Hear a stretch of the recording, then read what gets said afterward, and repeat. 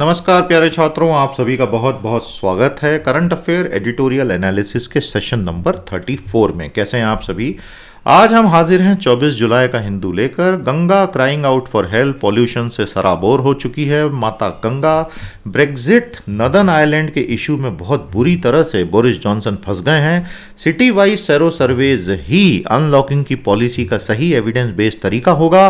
और biocentric versus anthropocentric jurisprudence, environment और ecology का जबरदस्त एडिटोरियल। तो ये हमारे आज के 4 संपादकीय लेख हैं। तैयार हैं आप सभी? शुरू करें, करके दिखाएंगे, यस और नो। सभी सीरियस स्टूडेंट्स हमारी सीरीज को अच्छे से फॉलो कर रहे हैं। आज हमारा 34वां लेक्चर है। आपका प्यार बना रहे, चैनल को सब्सक्राइब कर लो, दोस्तों को भी जोड़ लो, लाइक और शेयर जरूर करना। ये 4 मैं आज कवर करूंगा दोस्तों। बहुत खूबसूरत लेख हैं चारों और 100% एग्जाम ओरिएंटेड हैं आपकी। ये कहीं ना कहीं बिल्कुल आएंगे ही आएंगे, जैसे छात्रों की भाषा में कहते हैं, फंसेंगे ही फंसेंगे। प्यारे दोस्तों, ये आपका सिलेबस है, प्रीलिम्स और ऑप्शनल्स इसके अलावा। आज का पहला एडिट आपके सामने है GS 2-3 एसएओ प्रीलिम्स का, Ganga crying out for help on pollution. जहां तक जितना भी प्रदूषण का सवाल है, गंगा और बाकी की नदियों में प्रदूषण कम तो हो ही नहीं रहा है, ये लेटेस्ट डेटा बता रहे हैं। महात्मा गांधी ने एक बार कहा था कि गंगा ने भारत की सभ्यता के अनेक चरणों को अपनी नजरों से देखा था। अनेक चरण आए, अनेक चरण गए, लेकिन आज अगर महात्मा होते तो वो ये पाते कि Ganga has become a store house of sewage, industrial waste and effluents and pollutant, despite 2 major programs going on in India. और अब इस सब के अलावा माइक्रो प्लास्टिक्स की बाढ़ आ गई है गंगा में, और इतना जबरदस्त प्लास्टिक पोल्यूशन है कि बनारस, कानपुर और हरिद्वार में सबसे ज्यादा कंसंट्रेशन है इन माइक्रो प्लास्टिक्स का गंगा के पानी में। प्रतिदिन जो आप और हम करोड़ों नागरिक प्लास्टिक यूज करते हैं और उसके बाद उनको फेंक देते हैं, ये सारे के सारे जो हैं एक्यूमुलेशन हो रहा है, फिलामेंट्स का, फाइबर्स का, फ्रैगमेंट्स का, माइक्रोबीड्स का। अब किस तरह के plastic? Tyre, clothing, food packaging, bag, cosmetic, garland cover, municipal waste, तो जो नजरों से दिखाई नहीं देते, 300 माइक्रोमीटर के प्लास्टिक के दाने, वहां से 5 मिलीमीटर तक, ये सब गंगा जी में बहे जा रहे हैं। बहुत बड़े हजारों करोड़ों के कार्यक्रम भारत में चले। पहला था स्वच्छ भारत, दूसरा था नमामि गंगे। स्वच्छ भारत का काम था ठोस अपशिष्ट प्रबंधन करना, और गंगा नमामि गंगे का काम था क्लीन अप द गंगा। मुझे आज भी याद है, जो पहली मिनिस्टर बनाई थी मोदी जी ने 2014 में, मैडम थी एक, उन्होंने कहा था कि अगर मैं अगले 3 से 4 सालों में गंगा जी को पूरा साफ न कर दूं तो मैं जल समाधि ले लूंगी। ऐसा अनेक बार पब्लिक में बोली थी। ऐसे बहुत बड़ी बड़ी बातें करते थे लोग पहले। एंड क्लियरली गंगा पर इन दोनों कार्यक्रमों का जितना प्रभाव होना चाहिए था उतना प्रभाव तो हुआ नहीं। दिसंबर 2020 की एक फाइनल गाइडलाइन दी गई थी, वो तो आई और गई, लेकिन अभी भी 97 शहर जो गंगा जी पर बसे हुए हैं, प्रतिदिन 75 करोड़ लीटर बिना ट्रीटमेंट का मलमूत्र गंगा में विसर्जित कर देते हैं। तो हो गई गंगा साफ फिर तो। GD अग्रवाल जैसे बड़े बड़े एक्टिविस्टों ने लगातार भूख हड़ताल की और उस भूख हड़ताल में उनकी मौत हो गई और किसी ने सुनवाई तक नहीं की। माइक्रोप्लास्टिक ऐसा नहीं है कि केवल गंगा में ही बह रहे हैं। माउंट एवरेस्ट, आर्टिक की बर्फ, glaciers of island, bottom of the Mariana trench, सब तरफ है माइक्रोप्लास्टिक। हम मानव इनकेपेबल हैं इनकी प्रोसेसिंग उतनी तेजी से करने में जितनी इनको बनाने में हम तेजी दिखाते हैं। तो अगर ये इसी तरह से चलता रहा तो इनकी रिसाइकलिंग कभी हो ही नहीं पाएगी। वेस्ट मैनेजमेंट रूल्स कागज पे इतने अच्छे दिखते हैं भारत में कि आपके चेहरे पे मुस्कान आ जाए एग्जाम की तैयारी करते वक्त कि भाई भारत तो वेस्ट प्लास्टिक मैनेजमेंट में स्वर्ग बन गया। लेकिन जब आप शहरों में जमीनी स्तर पे जाके म्यूनिसिपैलिटीज के द्वारा इंप्लीमेंटेशन देखते हैं तो आपको पता चलता है कि वहां पर तो डब्बा गोल है।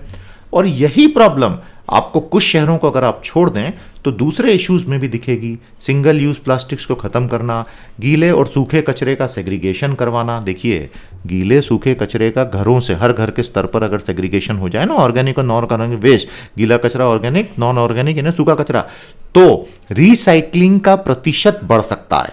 लेकिन उस स्थिति में भी रिसाइकलिंग कभी भी 100% प्लास्टिक्स की नहीं होती है। तो अगर आप वेस्ट एग्रीगेशन ही नहीं कर रहे हैं तो सोचो होनी ही नहीं है रिसाइकलिंग। उसके बाद रिसाइकलिंग लेबल्स की बात हो, और सबसे बड़ी बात EPR, extended producer responsibility for the manufacturers, ये तो प्रैक्टिकली होती ही नहीं है इंप्लीमेंट भारत में। जबकि मुझे याद है 2015-16 में जब ये कानून आए थे तब ऐसा लगा था कि भारत में प्लास्टिक की समस्या खत्म। आज इतने साल बीतने के बाद मालूम चला कि कंपनियों को दंडित ही नहीं किया जाता है, तो फिर कंपनियां करेंगी क्यों EPR. Recycling anyway has it limit. तो थोड़ा रिसर्च करके हमको बताइएगा एक्सटेंडेड प्रोड्यूसर रिस्पॉन्सिबिलिटी प्लास्टिक के केस में होती क्या है। रिसाइक्लिंग 100% तो होती नहीं है ना, तो इसलिए हमें बहुत जल्दी जल्दी अब सही कदम उठाने की जरूरत है। स्वच्छ भारत में आप ठोस कचरे को जनता की नज़र से तो हटा देते हैं, कॉस्टली डंपिंग कॉन्ट्रैक्ट्स हर शहर में साइन करके, लेकिन उसे एक कदम आगे जाके वेस्ट का पैदा होना ही कम करना पड़ेगा, और उसके बाद उसका सेग्रीगेटिंग और उसका रिसाइकलिंग, तब जाके ये प्रॉब्लम अगले 5 से 10 सालों में खत्म होगी।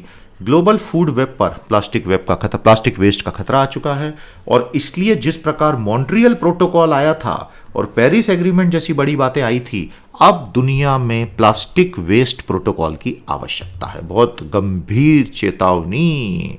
मजा आया आपको? सारी चीजें पता चल गई एग्जाम के हिसाब से। The cleaning up of Ganga has not been accomplished commensurate with the schemes and the funding, and plastic pollution is threatening to spiral out of control. सुनो तो गंगा ये क्या सुनाए कि मेरे तट पर वो लोग आए जिन्होंने ऐसे नियम बनाए कि प्राण जाए पर वचन न जाए। तो भैया इमीडिएटली हमारी क्लासेस में एनरोल कर लो। 23 अगस्त से बहुत शानदार बैच आ रही है, ज़बरदस्त रिस्पांस है, एनरोलमेंट चालू हो चुके हैं, और आप जैसे ही साइट पर आएंगे, जानकारी लेंगे और एनरोल करेंगे, आपको इमीडिएटली 24 घंटे के भीतर हमारी बहुत ही शानदार सीए बूस्टर प्रीमियम सीरीज और पावर ऑफ 10 का एक्सेस मिल जाएगा। तो आपके पास बहुत सारा पहले से ही सिविल सर्विसेज के करंट अफेयर के रिवीजन का कंटेंट आ जाएगा, और फिर 23 से तो हम क्लासेस शुरू कर ही देंगे। चलिए, hope to see you in my course. प्यारे दोस्तों, आज का दूसरा एडिट है। प्रधानमंत्री जॉनसन जो हैं अपने जोश जोश में और अकड़ अकड़ में ब्रेग्जिट करवा तो गए, लेकिन पहले दिन से लोगों ने चेतावनी दे रखी थी कि इस ब्रेग्जिट में उत्तरी आयरलैंड का मुद्दा बुरी तरह से फंसेगा एक दिन जाके, और वो आज फंस गया। और यहां तक फंस गया है कि स्वयं प्रधानमंत्री जॉनसन जो उन्होंने खुद डील पे साइन किए उसको बदलने की बात कर रहे हैं। तो यूरोपियन यूनियन क्यों मानेगा उसकी बात? और ये तो बहुत गंभीर हो गया मुद्दा, इसलिए क्योंकि 30 सालों के आतंकवाद के बाद 1998 में उत्तरी आयरलैंड का पूरा समझौता हुआ था। प्यारे दोस्तों, प्रधानमंत्री जॉनसन ब्रेग्जिट के आयरलैंड के जाल में फंस गए हैं बुरी तरह से। ब्रिटेन की सरकार बोल रही है कि उत्तरी आयरलैंड के प्रोटोकॉल को अब हमको रीनेगोशिएट करना है ईयू के साथ। तो ईयू बोल रहा है कि ये कोई मजाक चल रहा है क्या? आप ही ने नॉर्दर्न आयरलैंड का जो प्रोटोकॉल था साइन किया था हमारे साथ, और अब आप ही बोल रहे हो केवल कुछ महीनों के बाद कि नहीं नहीं नहीं नहीं, नहीं मजा नहीं आ रहा है, इसको बदलो। तो ये का कोई मजाक चल रहा है क्या? ब्रेग्जिट को अभी होके 7 महीने ही हुए हैं केवल एक्शन में आके। ये जो नॉर्दर्न आयरलैंड का प्रोटोकॉल था, ये फिजिकल और economic barrier between Republic of Ireland जो कि ईयू का मेंबर है और नॉर्दर्न आयरलैंड जो कि यूके का मेंबर है, उनके बीच में किसी तरह की फिजिकल और इकोनॉमिक बैरियर नहीं क्रिएट करने के लिए प्रोटोकॉल बना था। क्योंकि अगर इनके बीच में फिजिकल बैरियर क्रिएट कर दिया जाता तो क्या प्रॉब्लम आती? तो वही प्रॉब्लम आती जो 30 सालों तक आतंकवाद हुआ था, ट्रबल्स, और बहुत मुश्किल से 1998 में गुड फ्राइडे एग्रीमेंट से खत्म किया था। इसलिए पहली प्रायोरिटी है कि ये हार्ड बॉर्डर नहीं आ जाए, इसको ओपन रखो। लेकिन प्रॉब्लम यह है कि ये जो रिपब्लिक ऑफ आयरलैंड है ये यूरोपियन यूनियन का हिस्सा है, ये जो नॉर्दर्न आयरलैंड है ये यूनाइटेड किंगडम का हिस्सा है, और यही चेतावनी बोरिस जॉनसन को पहले मिली थी कि तुम इसको चला नहीं पाओगे, लेकिन उन्होंने बोला हमको तो करना है। 2020 की जो ब्रेक्जिट डील हुई थी, जॉनसन एग्री कर गए थे कि ठीक है, जितना भी गुड्स एक्सपोर्ट होगा नॉर्दर्न आयरलैंड को, उसका जो कस्टम्स चेकिंग करनी है, मैं मानता हूं वो सारी कस्टम चेकिंग हम ब्रिटेन में अंदर यहां पे कस्टम चेकिंग लगाएंगे। यहां पर हम यहां पर कस्टम चेकिंग नहीं लगाएंगे या यहां पर कस्टम चेकिंग नहीं लगाएंगे, हम ब्रिटिश साइड पर अंदर यहां पर कस्टम चेकिंग लगाएंगे। ये बात के लिए जॉनसन ने हां बोल दी थी।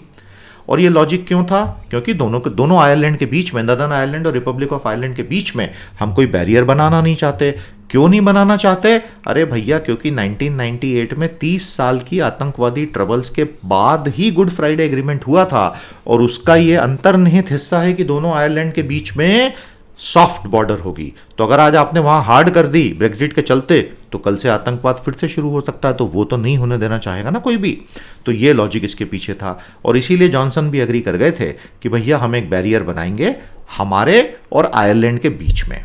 अब क्या प्रॉब्लम आ रही है कि ब्रिटेन के जो ट्रेडर्स माल एक्सपोर्ट कर रहे हैं, उनको सबसे पहले बैरियर फेस करना पड़ रहा है। जैसे ही आयरिश सी में एक कदम रखा, तो वो जॉनसन पे दबाव बना रहे हैं कि तुमने ये क्या कर दिया।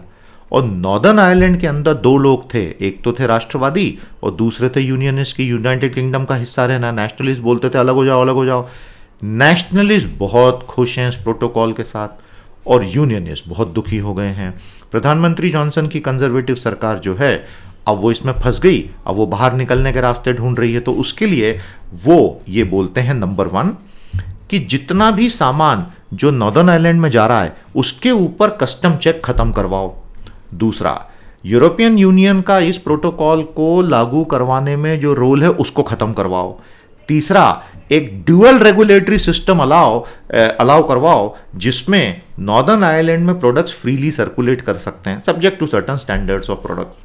ये 3 चीजें जो वो मांग रहे हैं, ये ब्रेग्जिट के उस एग्रीमेंट के खिलाफ ही चला जाता है। और आयरलैंड का इतिहास बहुत ही वायलेंट रहा है, और उस वायलेंट इतिहास में 2016 में ही लोगों ने बोरिस जॉनसन को चेतावनी दे दी थी कि तुम ये ब्रेग्जिट करोगे और तुम इसमें आके बुरी तरह से फंसोगे। आप समझ गए? तो प्रधानमंत्री बोरिस जॉनसन का ही बनाया हुआ ब्रेग्जिट अब उनके लिए बहुत टेढ़ी खीर साबित होता जा रहा है, क्योंकि ये प्रोटोकॉल पॉलिटिकली और इकोनॉमिकली ब्रिटेन के अंदर बहुत दिक्कतें पैदा कर रहा है। आयरलैंड के लोग तो बहुत खुश हैं, और इस कस्टम चेक को अगर वो दोनों आयरलैंड के बीच में ले जाते हैं तो फिर वो पुराना प्रॉब्लम चालू हो जाएगा। मैंने आपको बताया था 1998 पीस एग्रीमेंट का, और उस केस में नॉर्दर्न आयरलैंड या फिर रिपब्लिक ऑफ आयरलैंड जो है, आर्टिकल 16 का यूज करके प्रोटोकॉल को सस्पेंड कर सकता है। तो फिर से नेगोशिएशन शुरू हो गए हैं, और यूरोपियन यूनियन बोल रहा है कि भाई ये हमें स्वीकार्य नहीं है। तो इस तरह से ये उलझ गए हैं बुरी तरह से, और शांति बनाए रखना जरूरी है, नहीं तो दिक्कत है। The fears of sceptics regarding the Brexit are turning right, because PM Johnson has himself cast doubt on the agreement he agreed upon earlier related to the status of Northern Ireland। तो northern Ireland जो है प्यारे दोस्तों, वो European union का हिस्सा है। समझ में आया ना आपको? उस पर यूरोपियन यूनियन के रूल लागू होते हैं, लेकिन वो पॉलिटिकली जो है यूनाइटेड किंगडम का हिस्सा है। बस सारा झगड़ा यहीं से तो आ रहा है, और उसको हटा देते अगर, तो फिर दूसरी बहुत सारी प्रॉब्लम आ जाती। ये है सारी कहानी। आई होप अब आपको पूरी तरह से क्लियर हो गया। आज का हमारा तीसरा एडिटोरियल जो है, ये बहुत ही यूजफुल है। प्रीलिम्स, GS2, GS3 और ऐसे से हम लेकर हाजिर हैं। तो प्यारे दोस्तों, देखते हैं कि ये किस प्रकार से काम आएगा। बहुत अच्छी और बहुत लॉजिकल बातें इसमें की गई हैं, बड़े ध्यान से समझिएगा। ये कहते हैं कि अगर आपको भारत में अनलॉकिंग के डिसीजंस लेने हैं, उसका एकमात्र सही तरीका है शहर आधारित सेरो प्रेवलेंस सर्वेज। अगर आप शहर आधारित सेरो प्रेवलेंस सर्वे नहीं करेंगे तो आपकी पूरी डिसीजन मेकिंग ही गलत हो जाएगी। भारत में कोई नेशनल लेवल हर्ड इम्यूनिटी का कॉन्सेप्ट नहीं हो सकता है। भारत में केवल सिटी लेवल हर्ड इम्यूनिटी का कॉन्सेप्ट हो सकता है। ये इसका सार है, इस पूरे लंबे चौड़े एडिट का जो सार है ना, वो ये है। तो ये लोग क्या कहते हैं, 2 ऑथर्स ने इसको लिखा है, दोनों के दोनों जो हैं एपिडेमियोलॉजी फील्ड के हैं, यानी डिजीज विज्ञान, वायरोलॉजी वगैरह से संबंधित लोग हैं, जिनको ये पब्लिक हेल्थ का सारा फंडा जो है वो समझता है। तो ये देखिए, चित्र ही गायब हो गया, ये वायरस की तरह गायब ही हो गया। चित्र अभी ले आते हैं उसको वापस 1 मिनट में, ये आ गया। कमाल ही चल रहा है भैया दुनिया में। अहमदाबाद म्यूनिसिपल कॉरपोरेशन की तारीफ करते हुए दोनों ऑथर्स कहते हैं कि अभी जो लेटेस्ट सर्वे इन्होंने किया सेरो प्रेवलेंस का, उसमें कोविड की एंटीबॉडीज 81% लोगों में मिली, जिनका उन्होंने सर्वे किया, हजारों लोगों का, और ये रेट काफ़ी अधिक है। अभी फिलहाल केवल एंटीबॉडीज़ का अध्ययन किया AMC, अहमदाबाद म्यूनिसिपल कॉरपोरेशन ने, क्योंकि अगर आप बाकी का सेल मीडिएटेड इम्यूनिटी या न्यूट्रलाइजिंग एंटीबॉडी चेक करने जाओगे तो एक तो वो बहुत कठिन होता है, और दूसरा many infected people are known to not show antibodies but may possess cell mediated immunity, इसलिए ज़रूरी होता है, लेकिन वो कर पाना बहुत टेक्निकली कठिन काम है। तो हम सिर्फ एंटीबॉडीज देखते हैं। हालांकि इंसानी शरीर में प्रतिरक्षा प्रणाली, इम्यूनिटी प्रणाली केवल एंटीबॉडीज पे नहीं चलती, उसमें सेल मीडिएटेड इम्यूनिटी, न्यूट्रलाइजिंग है, ऐसी दूसरी बहुत सारी दूसरी चीज़ होती है। एनीवे उसको अभी छोड़ो। इससे पहले अहमदाबाद में जो सेरो प्रेवलेंस स्टडी हुई थी उसमें 30% पॉपुलेशन प्रायर इन्फेक्शन के साथ जो थी उसने एंटीबॉडीज नहीं शो की थी सर्वेज में। तो शायद another 10-15% persons are now protected, क्योंकि इस बार जो है 81% निकला है। तो जो पूरी आबादी है जो आज शायद प्रोटेक्टेड हो गई है फिजियोलॉजिकली, वो 90 से 95% हो सकती है। एएमसी ने केवल रेगुलर टेस्टिंग, ट्रेसिंग, आइसोलेशन ही नहीं किया, लेकिन वो बड़ी शिद्दत से पीरियोडिक सेरो सर्वेलेंस करते चली आई। तो हर्ड इम्यूनिटी का इन्हें सामुदायिक प्रतिरक्षा आ गई है कि नहीं, इसका डिस्कशन अहमदाबाद के कंटेक्स्ट में कर पाना थोड़ा ज़्यादा आसान है। इंडिया लेवल पर Indian Council of Medical Research, National Institute of Epidemiology, ICMR, NIE ने 4 सेरो सर्वे किए हैं और council of scientific and industrial research CSIR ने 1 सेरो सर्वे किया है। बहुत सारे राज्यों ने city wide population based sero surveys किए हैं। ऐसे सेरो सर्वे हमें क्या बताते हैं? जितने लोगों का सर्वे किया वो एक रिप्रेजेंटेटिव स्टैटिस्टिकल सैंपल होता है, उनमें से कितने लोग इन्फेक्टेड थे उस वायरस से और उनके शरीर में एंटीबॉडीज आ गए थे। हर्ड इम्यूनिटी का जो थ्रेशोल्ड होता है, it may be a local geographical phenomenon in India where the herd is mixing with each other and spreading the disease in itself. तो भारत के शहरों में हर्ड इम्यूनिटी का सर्वे करना कहीं ज़्यादा लाभदायक है बजाय पूरे स्टेट या पूरे इंडिया पे कोई जजमेंट प्रोनाउंस करने के। तो इसलिए अगर हम शहरी स्तर पर रहेंगे तो नतीजे बेहतर आएंगे। क्यों? क्योंकि भारत में कोई एक शहर से दूसरे शहर के बड़े बड़े नेशनल माइग्रेशन नहीं होते हैं, तो population dynamics of transmission city level का ज़्यादा है। इनफैक्ट इसको समझने के लिए आप अहमदाबाद और बड़ौदा को देखो, ये दोनों की ही हर्ड इम्यूनिटी में बहुत फर्क है, तो इन दोनों में ही इतनी मिक्सिंग नहीं हो रही, तो पैन इंडिया तो छोड़ ही दो। इसीलिए mixed sero surveys with small samples from multiple cities is a useless idea. वो आपको सिर्फ एक ब्रॉड बर्ड्स आई व्यू देगा, उससे ज्यादा कुछ भी नहीं। आपको समझ में आया? तो ये एनआई वालों ने जो है अच्छा काम किया था, 15 महीने में 4 राउंड किए और उसमें उनको पता चला कि भारत में सेरो जो प्रेवलेंस था, देखिए सेरोलॉजी का मतलब होता है हमारी ब्लड सीरम का स्टडी करना, वो विज्ञान होता है सेरोलॉजी। ये मैं इसलिए बता रहा हूं कि किसी को अगर ये पता ही नहीं है तो मालूम होना चाहिए।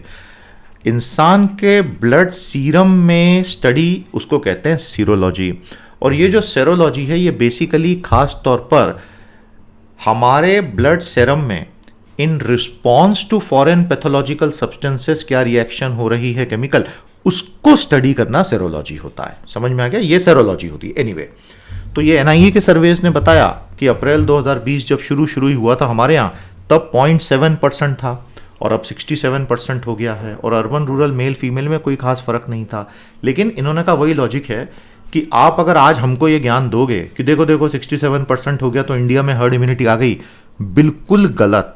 सिटी लेवल की कहानी अलग अलग है, तो अनलॉकिंग के डिसीजंस गलत हो जाएंगे अगर आप एवरेज फिगर पे चलोगे तो, और रीजनल आउटब्रेक्स होंगे जैसे इजराइल यूके में भी देखा गया है।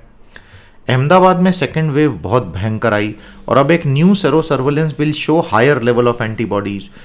तो भारत के सभी अर्बन लोकल बॉडीज को फटाफट सर्वे शुरू कर देने चाहिए, और ये बहुत ज़्यादा महंगा नहीं होता है। 5,000 लोगों को टेस्ट करने की कीमत केवल 25 लाख रुपए, एक टेस्ट की कीमत 500 रुपए। पूरे शहर के भविष्य को तय करने वाली अनलॉकिंग पॉलिसीज के लिए तो ये प्राइस कुछ भी नहीं है ना, ये उनका कहना है।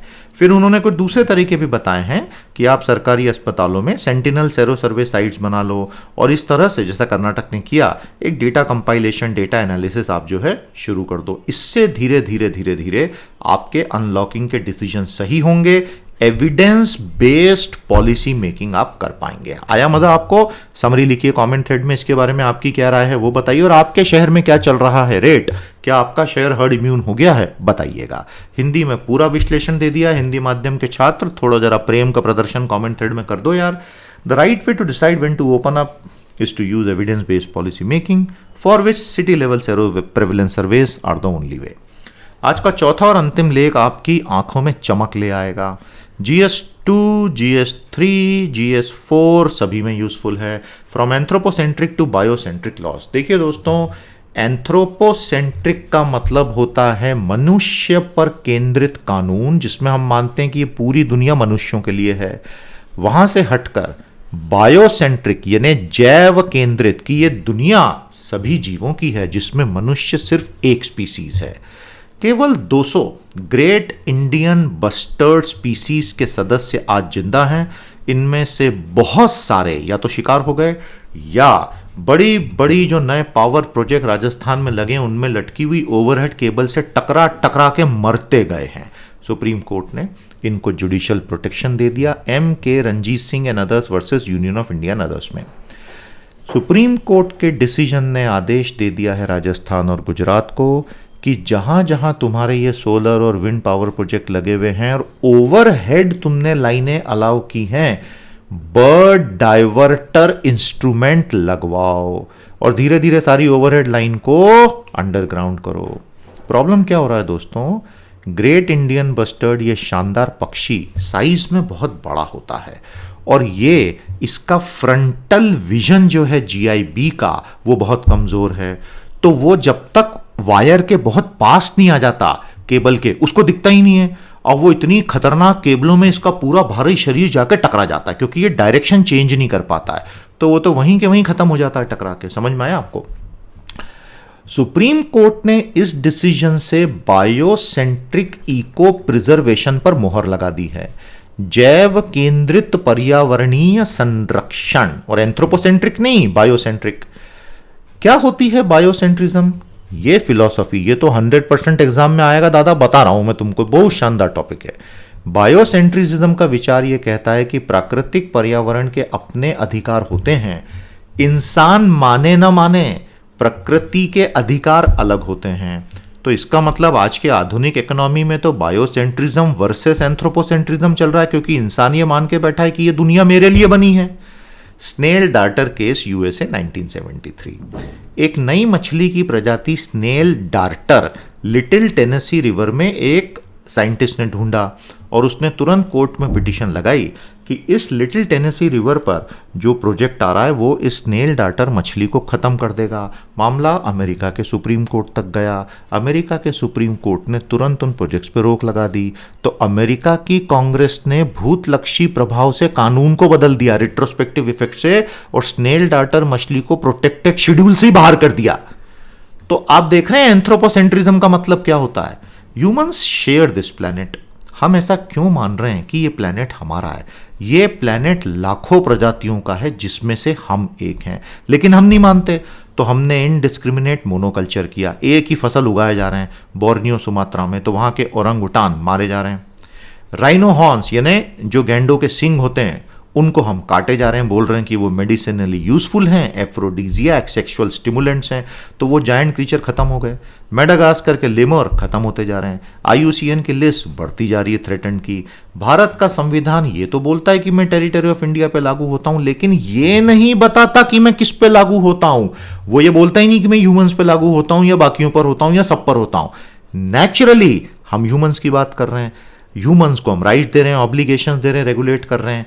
लेकिन अगर हमारे संविधान ने यह भी बोल दिया होता कि मैं ह्यूमंस के साथ साथ फेलो स्पीसीज पे और एनवायरनमेंट पे भी होता हूं तो अच्छा रहता। लेकिन ठीक है, संविधान से उम्मीद करना ठीक नहीं होगा। 1949-50 में ये सारे विचार कहां होते थे, तब इतना पॉल्यूशन कहां था।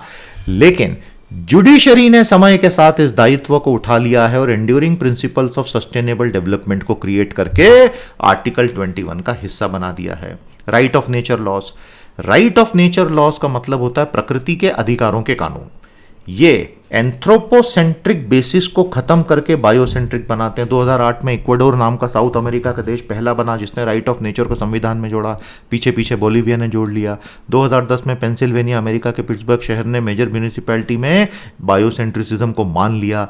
तो ये कानून नागरिकों को ये अधिकार देते हैं कि तुम एक पर्वत की तरफ से, नदियों की तरफ से, इनकी तरफ से उनके अधिकारों की लड़ाई लड़ सकते हो। यह अधिकार इंसानों को देते हैं, इसको कहते हैं बायोसेंट्रिज्म।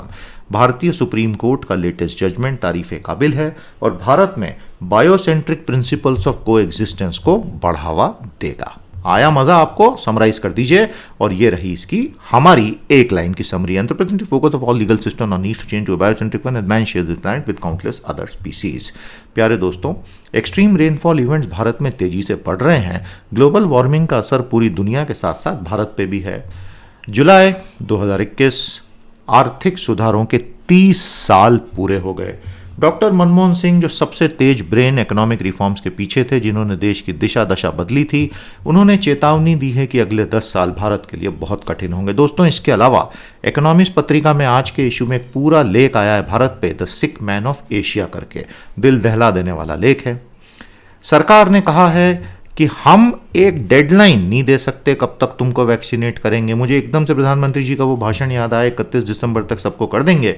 तो मंत्री जी ने कहा है कि भाई बहुत सारे वेरिएबल होते हैं, तो हम डेडलाइन तो नहीं दे सकते। सही बात है। ट्विटर इंडिया एमडी को उत्तर प्रदेश पुलिस के भेजे नोटिस को कर्नाटक हाईकोर्ट ने क्वॉश करके मालाफाइडे बताया है।